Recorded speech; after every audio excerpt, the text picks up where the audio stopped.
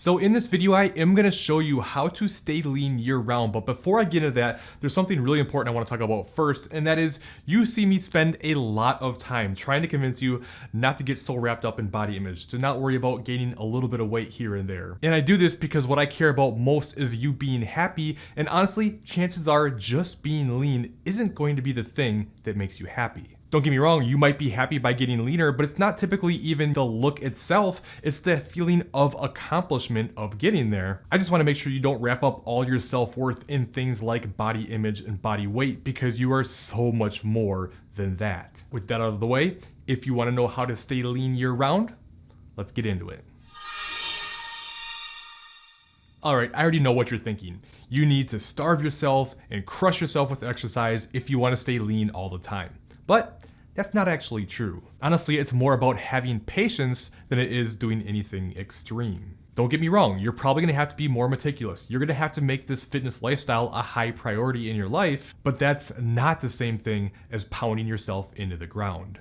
In fact, the first thing you need to do once you've gotten lean is actually ease up a bit, start bringing your calories back up, start bringing your cardio back down, and allow your body to recover. I know that probably sounds counterintuitive to staying lean, but hear me out. Whenever you're done dieting, your body will have gone through a whole host of hormonal and metabolic adaptations. Basically, your metabolism becomes suppressed, and unless you want to continue to eat these low calories you finished your diet on, you need to work them back up. This is important not only physiologically, but also psychologically, although I could kind of argue that the two go hand in hand. Because your hormones are all jacked up from the dieting you just did, your body's gonna fight you. You're gonna be tired, you're gonna be cranky, you're gonna be extra hungry. And if you don't do something about this, you'll not only feel like garbage all the time, but you'll be in jeopardy of giving up altogether, because how can you possibly live the rest of your life feeling like this? This is a big reason why a lot of people end up giving up after their diet and gaining all the weight back. Basically, they diet, slow their metabolism down, then start eating everything in sight because they feel so terrible. And honestly, this makes sense. The fastest way to feel better post-diet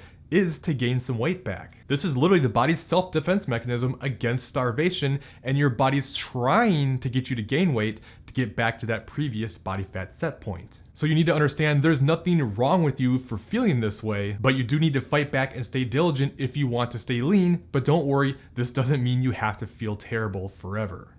So like I said, you do have to get those calories back up, but you can't just jump right back to maintenance calories too quickly because, one, remember, your metabolism is suppressed from the dieting, so that means your maintenance calories from before you started are no longer your maintenance calories now. And two, you also weigh less than you did before, so your body requires less energy just to exist. So what you need to do here is a process called reverse dieting, where you more gradually bring up your calories. By doing it more slowly instead of increasing all at once, your body has a chance to start picking up its metabolism, your hormones start to regulate, you start to recover better, and this helps minimize the chance of gaining extra body fat as you bring your calories up. Now don't go anywhere, because at the end of this video, I'm going to show you exactly how to reverse diet without weight gain. But first, we have plenty of other things we need to talk about to make sure you stay lean year round. Staying with the reverse diet theme for a bit though, remember at the beginning of this video when I said it's more about staying patient? This is a big part of what I was talking about. The reverse diet period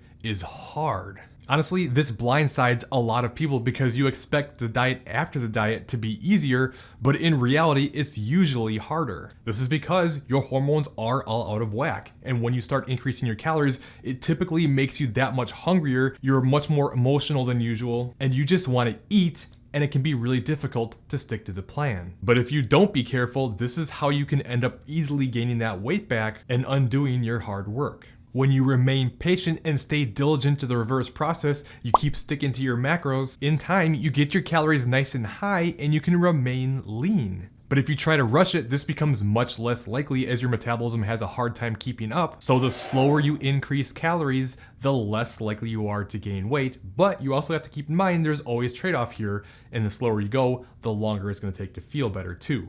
Now, while the reverse diet is great for getting your hormones and metabolism back into a better place, it's not just about that either. It also allows you to get to a place where you can be more flexible with things, which is also important for keeping the weight off. Because for a lot of people, myself included, if you feel like you can never have any fun, if you can't enjoy any of your favorite foods or go out and enjoy special occasions, it's going to make it really hard to keep that weight off and stay lean, as this is going to make it more likely for you to rebel against your diet. Willpower is great and it's helpful, but it's also not infinite. And this all or nothing mentality is not going to help you stay lean, because I have personally never seen an all or nothing attitude that didn't end in nothing. So when your metabolism is firing on all cylinders and you've got your calories nice and high, now it makes it easier to be more flexible because you have a higher calorie budget. Now you're maintaining your weight while enjoying more food, more balance, you feel better, have more energy, you're recovering better. Can you see how this would help you stay lean? Which, speaking of recovery, this is an often neglected part of staying lean. This means you need to be taking deloads from your training.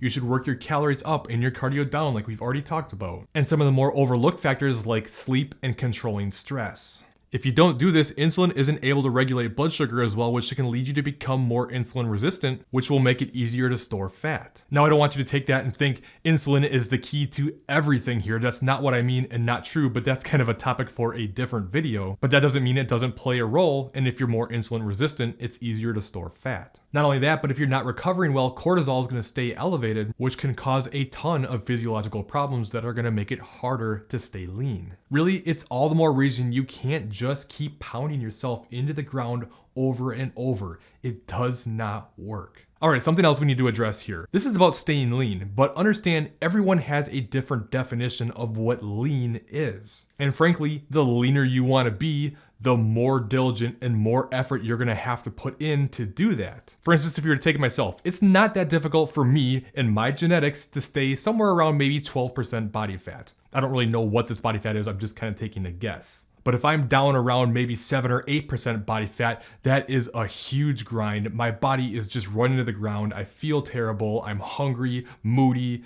tired, everything. For somebody else, 12% would be way too aggressive and they would have a hard time maintaining it, but maybe for them 15% would be okay and they would still look lean. There might only even be a couple percent difference between a level of lean that you can more easily maintain versus one that's going to make you feel terrible, even regardless of properly reverse dieting and all that stuff. And honestly, when it comes down to that difference, the only person who's going to notice the difference is you, nobody else will. And in that case, is it really worth it to try to maintain that extra level? You have to determine that for yourself, but really think about it. Again, taking myself for an example, I can pretty easily maintain the high 170s to around 180, but if we're talking the low 170s, that's much more difficult. And how big of a difference do you really notice? I mean, let's be honest, both are still lean, right?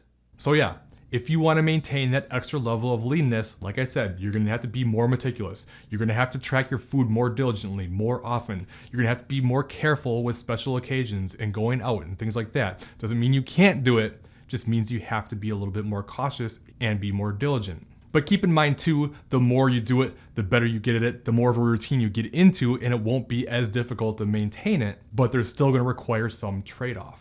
Okay, bear with me. I promise I'm going to get to that reverse dieting without weight gain, but right now I want you to consider a different type of maintaining your leanness. I think a mistake a lot of people make is feeling like to maintain leanness, it means to stay the exact same weight all the time forever and it never changes, and it just doesn't work that way, at least very rarely, without just letting it control your entire life. To me, maintaining your weight means more of a range over a longer period of time. What I mean is, sure, you're going to finish your diet, then over time, you're going to start to trickle up, you're going to gain a little bit of weight over time, but you're going to keep control. But what you don't do is every time you get a couple pounds up, feel like you need to diet that back off again. If you do this, that is how you just destroy your metabolism and put yourself in a difficult position. But when you be okay with having a bigger range, maybe it's 5 pounds, maybe it's 10 pounds, it's going to be a little bit different for everybody. Since you're going a longer time, maybe even a couple of years without doing any dieting, once you start to get a little bit uncomfortable handful of things, you can quickly just do a real quick cut and get it off and get back out again.